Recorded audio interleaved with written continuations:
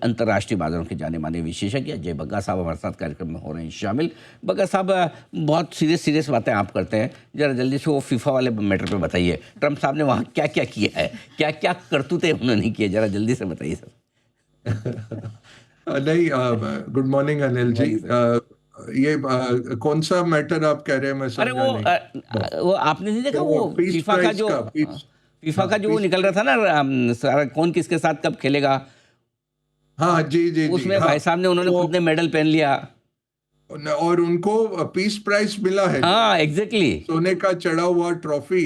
हम्म। तो बोला Nobel prize ना मिले, फीफा तो मिल जाए। तो हर चीज उनको ही करनी है। सही पकड़ा आपने। तो ओवरऑल दुनिया भी देख रही थी कि क्या हो रहा है, लाइक कैसे जहां जहां पे फीफा वर्ल्ड कप हुआ, कभी किसी राष्ट्रपति को या प्रधानमंत्री को इस तरह से ट्रॉफी नहीं दी गई। अब उनका, अगर आप उनके डेस्क पे देखें अनिल जी, जब स्विट्जरलैंड के लोग गए थे कि भाई हमारा टैरिफ कम कर दो, एक स्पेशल रोलेक्स का ये टाइम पीस लेके गए थे। तो जैसे अलार्म क्लॉक होती है, वैसी एक रोलेक्स की टाइम पीस लेके गए थे। और साथ में ट्रम्प को एक घड़ी भी दी थी। तो काफी उनकी क्रिटिसिज्म हो रही थी अमेरिका में कि क्यों आप इस तरह के तोहफे ले रहे हैं। बट जहाज लेके आ गए कतारी अमीर से, पूरा जहाज 400 मिलियन का लेके आ गए हैं। तो ये तो बहुत कम था। बट सोना उनको पसंद है। जो भी आता है वो सोने की कोई जरूर कोई ना कोई चीज लेके आता है। तो फीफा वाले ने भी इनको एक ट्रॉफी दे दी और साथ में शांति पुरस्कार दे दिया कि आपको नोबेल प्राइज नहीं मिला। फीफा ने क्या शांति पुरस्कार देना है ये समझ नहीं आया, बट उन्होंने बना के दे दिया। तो भारत को भी एक दे देना चाहिए उनको शांति पुरस्कार, टैरिफ को घटाने के लिए। बात सही है सर। अरे मजे की बात सर, देखिए भाई साहब ने खुद नहीं लेके पहन लिया मेडल, इंतजार भी नहीं किया कोई दूसरा दे। अच्छा, मेडल लेने के बाद ऐसे देख रहे हैं उसको, हाँ, मतलब बराबर तो है ना ऐसा। कि जैसा हमको मिलता था हम देख। कार्ड भी लेना था कि देखो हाँ सोना है। गजब तो है यार। मतलब दुनिया भर के, मतलब शांति वाले सारे काम हो। वो बोला कि खाली मैं एक, हाँ जब वो भी तो बोला, उस पर आपका क्या कहना है सर। उन्होंने बोला कि मैंने सोचा था रशिया और यूक्रेन वाला मैं जल्दी से ख़त्म करवा दूंगा, हो नहीं रहा। क्या लग रहा है वो मतलब थक गए। अच्छा, उन्होंने ये भी कहा कि मेरा प्रस्ताव जेलेंस्की ने पढ़ा तक नहीं। नहीं, पढ़ा तो है, वो बेचारा क्या करेगा, बिल्कुल त्रासित है वो तो। ऐसे ही आप देखिए, पुतिन को तो कुछ कह नहीं सकते हैं।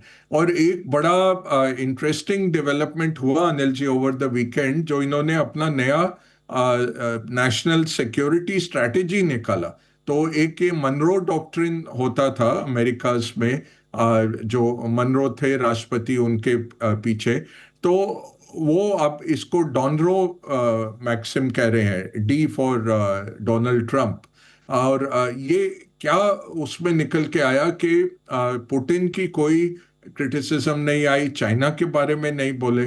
बट यूरोप में जो अपने एलाइज हैं उनको आड़े हाथों लिया बिल्कुल, कि देखिए आप अपना सिक्योरिटी में खर्च नहीं करते, वही पुरानी बातें। और जो साउथ अमेरिकन कंट्रीज हैं उनको अब डर लग रहा है। वो कह रहे हैं ये मेरा हेमिस्फीयर है, सदर्न अमेरिका जो है, और यहाँ पे अमेरिका बहुत एक्टिविस्ट रहेगा। तो अमेरिका अलोन करके ये निकल के आया बात जो हुई अनिल जी।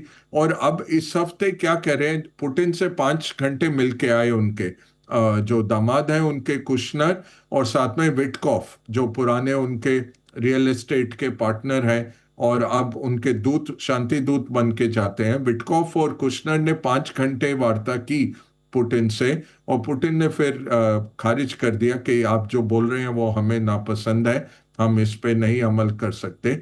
यूक्रेन तो तैयार है, यही कह रहा है कि देखिए हमारा 1/3 हमारा टेरिटरी काट के मत दे दीजिए रशिया को, आप कुछ तो ऐसा लाइए जो हमें भी पैलेटेबल हो। और देखें तो यूक्रेन के जो एनएसए हैं वो गए हुए थे फ्लोरिडा में, उन्होंने बातचीत की है अमेरिकन दूतों से। बट यही है कि जेलेंस्की बहुत आसान पंचिंग बैग है ट्रम्प के लिए, वो कभी भी कुछ भी बोल सकते हैं।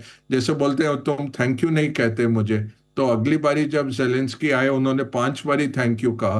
बोला मैं तो हर बारी आपका वो प्रदर्शन करता हूं कि मैं बहुत ग्रेटफुल हूं, आपने हमारा देश बचाया।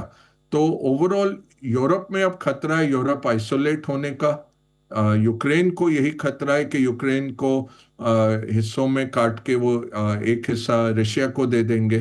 तीसरा है, कोशिश थी इनकी कि $100 बिलियन, जो 300 बिलियन रशिया का पकड़ा हुआ है, उसमें से 100 बिलियन इन्वेस्ट करें और उसमें से प्रॉफिट्स आए अमेरिका को भी। वो पुतिन को कोई इंटरेस्ट नहीं है। पुतिन बहुत सक्षम स्टेट्समैन है, बहुत लंबी गेम खेलते हैं। उनको छोटी मोटी चीजें नहीं चाहिए। जब पूरा रशिया उनका है, उनको ये 100 बिलियन में से प्रॉफिट बना के कुछ देना, वो उन्होंने नकार दिया। तो ओवरऑल थोड़ी फ्रस्ट्रेशन है जो वो जाहिर कर रहे हैं यूक्रेन पे। बट यूक्रेन ने पढ़ा है।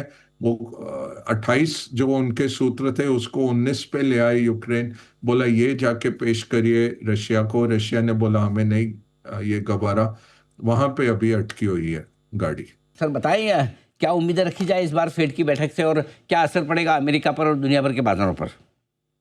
जी अनिल जी, बहुत अहम इवेंट है। और मार्केट्स थोड़े कॉम्प्लेसेंट होके जा रहे हैं।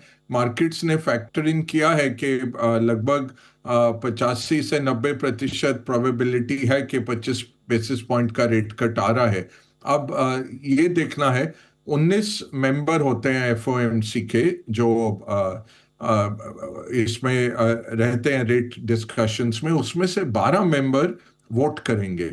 वोट करने वालों में 6 हैं जो थोड़े हॉकिश हैं, जो कि कह रहे हैं कि इन्फ्लेशन ज्यादा है और अभी रेट कट की जरूरत नहीं है। तो थोड़ा कांटे का एक डिस्कशन रहेगा। और अगर एक या दो मेंबर भी दूसरी तरफ चले गए तो मुश्किल आ सकती है। तो उम्मीद ये है रेट कट होगा 0.25। जो स्टेटमेंट आएगी वो हॉकिश रहेगी। वो कहेंगे कि हमने ये रेट कट किया है क्योंकि डेटा भी नहीं था हमारे पास। सितंबर अक्टूबर का डेटा बहुत देर से आया, कुछ आया भी नहीं। और इकोनॉमी में स्लो डाउन आ रहा है, तो उसको हेड ऑफ करने के लिए हम कर रहे हैं। बट इन्फ्लेशन पे हमारी चिंता जारी है। तो एक हॉकिश कमेंट आने की पूरी उम्मीद है। तो मार्केट वेडनेसडे को गिरने की उम्मीद ज्यादा है कि स्टेटमेंट अगर ज्यादा हॉकिश हो गई तो जो मार्केट फैक्टर इन कर रहे हैं कि और 2 रेट कट आएंगे अगले साल के पहले छमाही में, वो अगर आते हैं अंडर क्लाउड, तो आप देख सकते हैं कुछ अमेरिकन मार्केट गिरते हुए वेडनेसडे को। तो कांटे का थोड़ा डिसीजन है। इतना क्लियर डिसीजन नहीं है जितना मार्केट्स देख रहे हैं। मार्केट्स ने फैक्टर इन किया है कि रेट कट तो आया कि आया। और अगर कमेंट्री ज्यादा हॉकिश हो गई तो थोड़ी प्रॉब्लम आ सकती है। इसलिए आज भी एशियाई बाजार थोड़े नपे तुले ही चल रहे हैं। चाइना का एक्सपोर्ट नंबर बहुत दमदार आया। वो प्रॉब्लम हो जाती है पूरी विश्व को।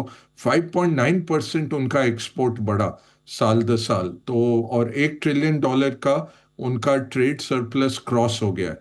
तो ये बहुत जबरदस्त नंबर आया चाइना का।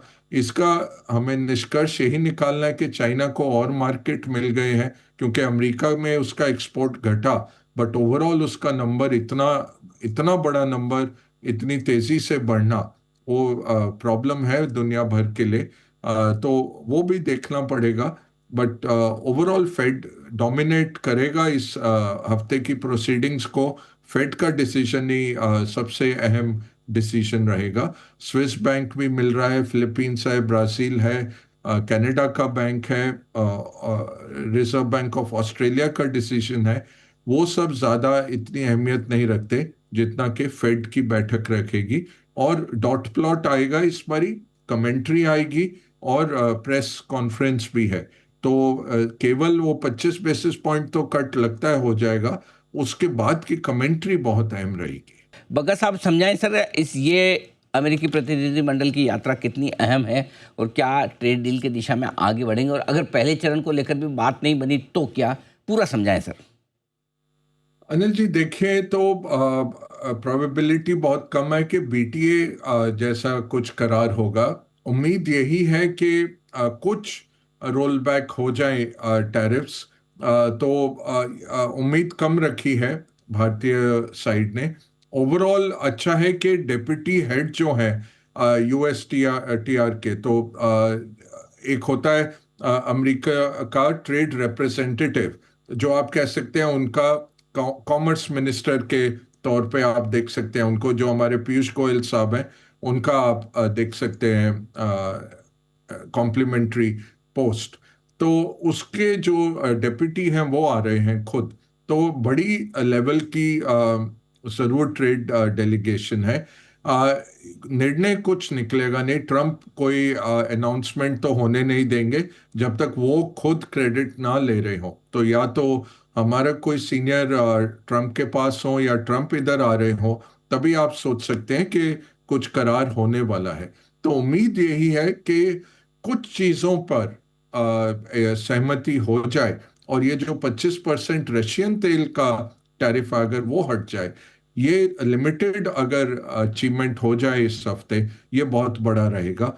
बाकी अच्छी बात क्या है कि याद करें तो अगस्त में ट्रंप ने कहा था हम नहीं भेज रहे अपने ट्रेड के रिप्रेजेंटेटिव्स, तो वहां पे हालात बिगड़े थे। ये अच्छी मूव है कि भारत के पर्दे के पीछे जो बातचीत चलती रही है उसके कारण अमेरिकन आ रहे हैं। और ये देखिए, जो रशिया के साथ हमारा कोई डिफेंस का अनाउंसमेंट नहीं आया, SU-57 का या S-400 का, जो दोनों उम्मीद थी कि बड़ा ऐलान होगा, ये मुझे लग रहा है कि इसमें भी थोड़ा पोस्टपोन किया गया कि अमेरिकन दूत आ रहे हैं अगले हफ्ते, ज़्यादा उनको हम रेड फ्लैग नहीं दिखाते कि वो रोक ना दे कहीं विजिट, क्योंकि बहुत पेचीदा मामला है। ओवरऑल अमेरिका क्या चाहता है कि हम बिल्कुल अमेरिकन जो बोले वही करें। भारत कह रहा है हमारी स्ट्रैटेजिक ऑटोनॉमी है, हम रखेंगे रिलेशनशिप रशिया से भी, आपसे भी, यूरोप से भी, और जहां पे हमारा नेशनल इंटरेस्ट है वही काम करेंगे। ओवरऑल उम्मीद कम रखनी है, ज्यादा कुछ आएगा नहीं, बट अगर थोड़ा भी रियायत मिल गई तो मार्केट दौड़ने लगेगा, क्योंकि एक्सपेक्टेशन बहुत लो है, कई फॉल्स स्टार्ट्स हो चुके हैं।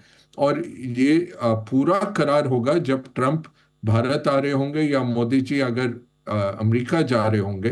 ज्यादा प्रोबेबिलिटी है ट्रंप आएंगे फरवरी या मार्च में, कभी भारत का दौरा होना चाहिए। वहां पे आप BTA जैसा एक बड़ा एग्रीमेंट देख सकते हैं।